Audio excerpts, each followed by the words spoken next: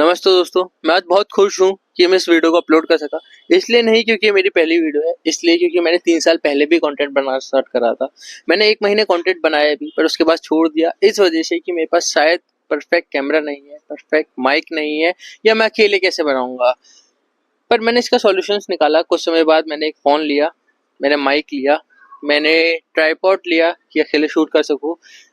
मैंने उससे कई वीडियो शूट भी करी, बट सिर्फ परफेक्शन के चक्कर से, सेल्फ डाउट के चक्कर से, या 4 लोग क्या कहेंगे चक्कर से मैंने उस वीडियोस को अपलोड नहीं करा।